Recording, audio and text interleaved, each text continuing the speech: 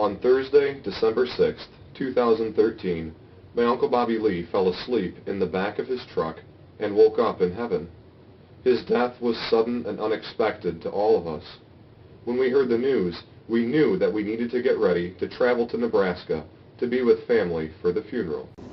One of the hardest things about having to come out here was that I had to prepare my lesson plans to come. Other people can just say, oh, I have to take the day off, and that's it. But we actually need to spend the time to write out plans, and then you hope that your kids are going to behave while you're gone, and that the sub is going to follow whatever you do. You never know what you're going to come back to. After getting everything packed up, we loaded into my parents' van for the trip. Since we left at 7 in the evening, we stopped in St. Joseph, Michigan for the night, staying at the home of our friends Fred and Jeannie Huff. And while the trip was being made for a sad reason, we can always see how God is using the situation for good. My favorite part about this whole trip was that we got to spend time together with our family. And our family is very, very close to begin with, but especially when times are hard, we are good at coming together and just being there for each other. We played cards together as a family, something that Uncle Bobby Lee always enjoyed doing. This was also a chance for the cousins to have bonding time, as it is rare for all of us to be in the same place at the same time. We held each other up in prayer and laughed and shared stories, but we did not forget the reason that we were all there. The hardest part about today was just seeing the pain that Aunt Ruth and Amanda and Daniel truly felt at the fact that Uncle Bobby Lee is gone so early when none of us expected it at all. And I had the hardest time whenever I looked at them. The funeral home was packed with friends and family who had come to pay their last respects to Uncle Bobby Lee. His lifeless body lay in the casket, surrounded by flowers from those closest to him. We knew it was time to say goodbye, but sometimes we do not know how to say it. Seeing him for the last time with the coffin open, I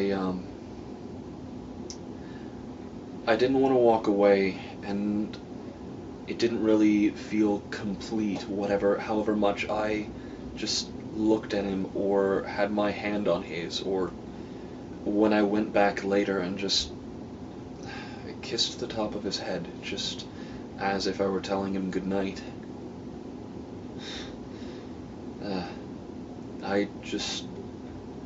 It doesn't feel complete, and I'm not sure when or how or if there'll ever be closure, or if closure is even the right thing to seek. After the funeral services, we gathered together again and celebrated Uncle Bobby Lee's life through fellowship and food.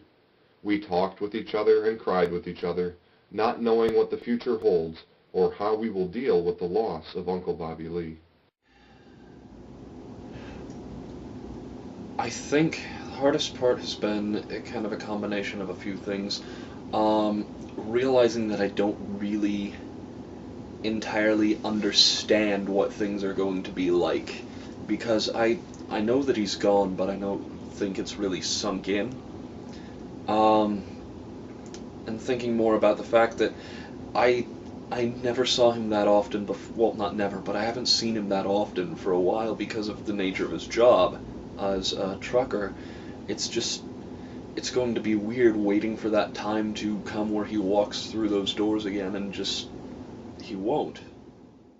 While we know that we will not see Uncle Bobby Lee on this earth again, we hold fast to the hope of everlasting life and the promise of being reunited with our loved ones who have gone before us.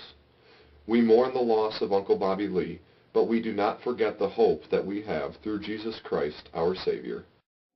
Today, at the end of our funeral service, as we've done in the past, it was ended with the doxology, and it's a way for us to end a service with joy. A funeral is a very sad time, But for our family, it's also a celebration, and so there's a positiveness to finishing this time together, singing that common doxology, because it's very meaningful to our family.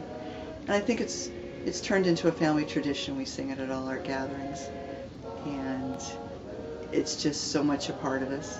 It means a lot to my dad, and as the patriarch of the family, it's just ingrained in us.